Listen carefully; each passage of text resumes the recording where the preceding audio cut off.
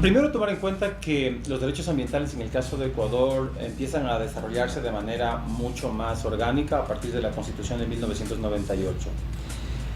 Estos derechos que empezaron a aplicarse de manera muy tenue, de manera inicial, pero luego pues empezó un proceso mucho más riguroso de aplicación, tiene un momento cúspide, un momento importante a partir de la actual Constitución. Hablo de la de 2008, la que está vigente. Entre otras razones porque además de ratificar derechos que venían ya siendo incluidos en la parte constitucional y legal en el Ecuador, empiezan a ser reforzados nuevos derechos que Ecuador no contaba todavía con ellos, pero que ya habían en otras legislaciones de otros países. Entre los derechos más importantes que se ratifican en esta Constitución actual es el derecho a vivir en un medio ambiente sano. Este derecho básicamente constituye una garantía constitucional importante que en términos de derechos humanos incluso se considera que es parte de los derechos humanos, es decir, el ser humano no puede entenderse que goza de los derechos humanos si es que no goza de un medio ambiente sano. Un segundo elemento, un segundo derecho importante que tenemos los ecuatorianos es todo aquello relacionado a la protección del entorno, a la protección del ambiente, y para eso la Constitución y las leyes dan una serie de derechos, entre ellos los más importantes, por ejemplo, el principio precautorio, que se refiere básicamente a la decisión de una autoridad, de un juez, de tomar medidas en favor de la naturaleza, incluso sin saber de manera científica si va a haber un daño o no al ambiente. El principio de prevención que se incorpora ahora, es decir, la necesidad de tomar medidas preventivas para poder tomar estas decisiones importantes. Otro elemento fundamental es el principio pro natura o indubio pro natura que está consignado en la Constitución, que se refiere básicamente a que las decisiones de una autoridad valorando los intereses de un proyecto de desarrollo frente a los derechos de la naturaleza está obligado por este principio constitucional a tomar una decisión en favor de la naturaleza. Y así podríamos mencionar una serie de derechos que contiene la actual Constitución, pero lo importante de estas figuras, de estos derechos, de estos principios que son obligatorios, ¿no? Porque hay una disposición constitucional que establece además que los derechos previstos en la Constitución no requerirán de una ley de procedimiento para su inmediata y directa aplicación, y que ninguna autoridad o juez puede negar la aplicación de lo prescrito en la Constitución, aunque no exista ley para su procesamiento. Esto es importante porque ninguna autoridad, para aplicar lo que dice la actual Constitución, nos puede alegar que no existe una ley que establezca un procedimiento. En esa línea, entonces, la Constitución además trae, en términos de cómo vamos a aplicar esos derechos, ya algunas novedades. Entre ellas, la más importante es que por primera vez la legislación ecuatoriana, a través de esta Constitución, establece lo que se llama el principio por el incumplimiento de una autoridad. ¿Esto a qué se refiere? Se refiere, entre otras cosas, al hecho de que por primera vez podemos seguir acciones desde la sociedad civil a cualquier autoridad que no cumpla con su deber, que es distinto la figura que tenemos todavía, que se llama desacato, en la cual solamente podemos enjuiciar o seguir acciones contra una autoridad si es que no cumple la disposición de un juez.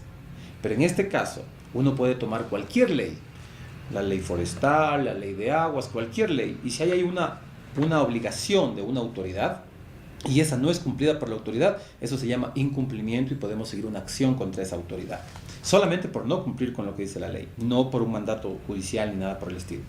Otro elemento importante es que por primera vez también en Ecuador se establece la imprescriptibilidad de los delitos ambientales. ¿Eso qué significa?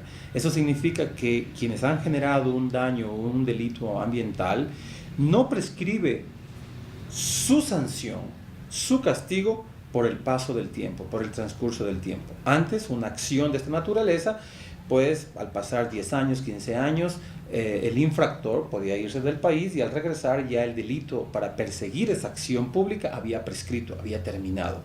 Pues ahora con esto lo que dice es que mientras viva el infractor, pues el delito siempre estará vigente para poder enjuiciarlo.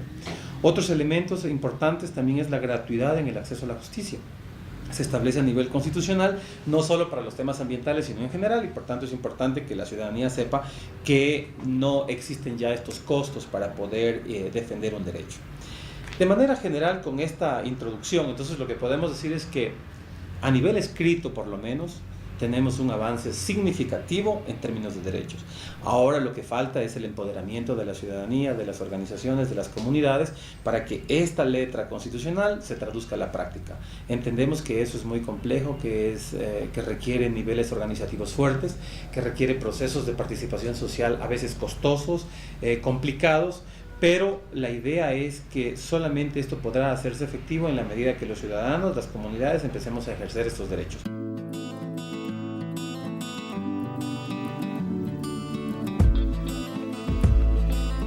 Puedo mencionar dos, uno que tiene que ver con la Amazonía y otro que tiene que ver con la costa de Ecuador. En el caso de la represa Baba, la acción que nosotros hemos seguido, básicamente lo que establecía es que el estudio de impacto ambiental con el cual se fundamentó la construcción de esta obra de infraestructura no había considerado una serie de componentes ambientales, sobre todo río abajo. Toda la prevención que ellos estaban tratando de poner cuidado estaba de la represa hacia arriba, pero no de la represa hacia abajo. ¿Qué pasaba con el embalsamiento de ese río y para los daños ambientales hacia abajo? Pues logramos, con el apoyo de técnicos en la materia, demostrar todos los daños a nivel de biodiversidad, de recursos marino-costeros, incluso porque eso desemboca en un estuario que se generarían por este represamiento, y el Tribunal Constitucional reconoció que efectivamente el estudio de impacto ambiental tenía que ser rehecho. La verdad es que no logramos la paralización de la obra. Entendemos que hay intereses de todo orden en esos grandes proyectos, pero hemos logrado dos cosas importantes. Por un lado, que la empresa está obligada, en este caso el Estado, ya porque es un proyecto del Estado, obligado a presentar un nuevo estudio de impacto ambiental, y segundo, a tramitar una nueva licencia ambiental que incorpore estos elementos. A nivel de la Amazonía, creo que es un caso muy emblemático, muy importante, es el caso del pueblo guaraní. El pueblo guaraní, como ustedes conocen, bajo una directiva anterior, logró comprometer con un contrato ilegal e inconstitucional desde todas las luces, logró comprometer su territorio. Firmó un contrato de usufructo para lo que es acceso a recursos genéticos, para el aire, para el agua, para el suelo, para el bosque, una cosa muy descabellada, sin ningún tipo de fundamento legal. Y ellos, la empresa esta internacional, lo que hizo fue aprovecharse, digamos, tal vez de la desinformación de algunos dirigentes, y lograron firmar este contrato. Inmediatamente cuando esto se conoció, sobre todo con las mujeres guaraníes y en coordinación con la Defensoría del Pueblo, iniciamos acciones para rescindir, que significa terminar este contrato, ¿no?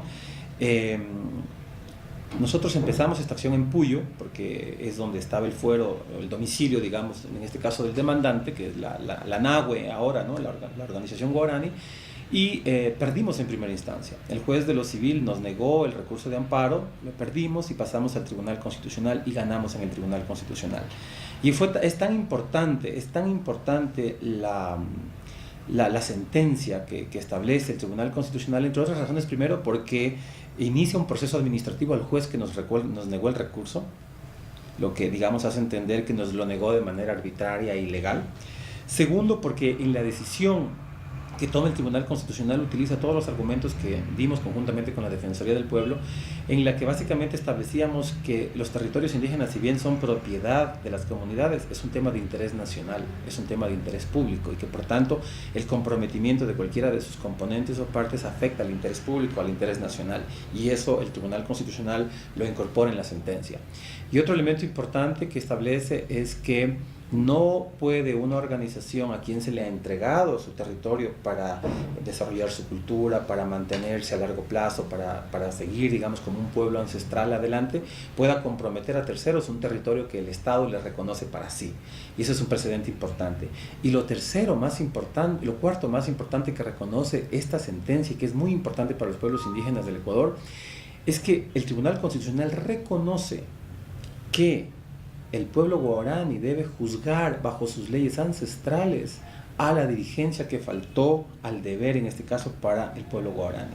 Es decir, reconoce por primera vez la justicia ordinaria, la justicia del derecho positivo, la potestad que tiene el derecho consuetudinario, la justicia tradicional para resolver sus propios problemas.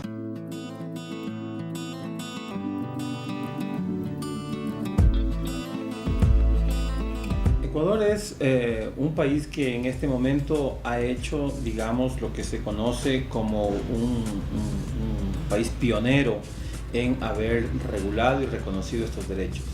La Constitución actual, básicamente alrededor del tema de derechos de la naturaleza, lo que reconoce es que la naturaleza o Pachamama, donde se reproduce y realiza la vida, tiene derecho a que se respete integralmente su existencia y el mantenimiento y regeneración de sus ciclos vitales, estructura, procesos evolutivos y funciones. Esto quiere decir, entre otras cosas, que básicamente se trata de respetar el derecho de existencia de la naturaleza. Vamos a entender la naturaleza en un sentido amplio, ¿no? No estamos pensando solo en el bosque, no estamos pensando solo en los animales, estamos pensando en todo lo que es la naturaleza, los ríos, el aire, las montañas, aquellos recursos genéticos incluso, ¿no es cierto?, que no los vemos directamente, sino que están dentro de los genes, de las plantas, de los animales. Estamos hablando inclusive de todos los bosques y todo lo que se alberga dentro de un bosque. Estamos hablando de todos los componentes de la naturaleza. Al decir que se respete esos derechos, esa capacidad de evolucionar, de funcionar de la naturaleza, normalmente no deberíamos pensar que se trata de que no vamos a poder tocar la naturaleza. De lo que se trata básicamente es de que el uso, que el aprovechamiento, que el acceso a los recursos naturales tiene que hacerse en una medida que no afecte esos procesos evolutivos, que no afecte las funciones de la naturaleza. Un proyecto, un programa, una acción que violente los procesos naturales, valga la redundancia, de la naturaleza, entonces es un proceso, es una acción, es un proyecto que debe ser terminado, que debe ser detenido. Porque lo importante aquí es que la naturaleza pueda, por sus propias leyes naturales, tener procesos evolutivos de regeneración, de recuperación.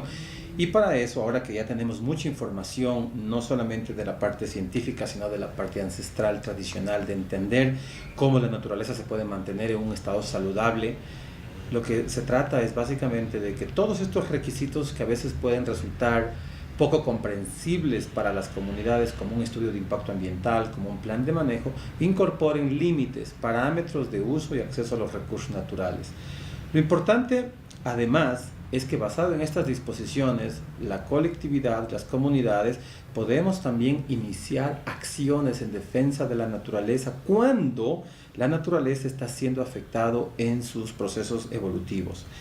Por otro lado, también la Constitución establece el derecho de la naturaleza a la restauración. Recordemos que hay muchos daños que ya han sucedido a lo largo de la historia del país antes de la vigencia de esta Constitución. Por tanto, esos daños, porque la ley no tiene efecto retroactivo, la Constitución tampoco, es decir, no puede regir para antes de octubre del 2008, pero ya han habido daños antes de octubre del 2008, aprovechando esta disposición, lo que sí podemos exigir son procesos de restauración para la naturaleza. Restauración entendida, ¿no es cierto?, como aquel proceso de aquellas acciones orientadas a recuperar las funciones de la naturaleza, a recuperar esos ecosistemas perdidos, a recuperar lo que originalmente hubo en un escenario natural.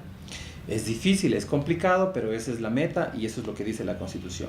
Y finalmente, lo importante ahora es que la ciudadanía empiece a generar acciones en defensa de la naturaleza, para que no suceda lo que decíamos antes con los derechos ambientales, que se quede en letra escrita, sino que se convierta en palabra viva, es decir, que esto se torne en una acción del día a día.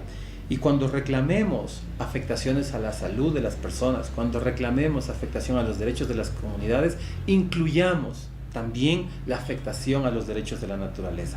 Eso va a ser el mecanismo con el cual esta letra puede empezar a tener vida.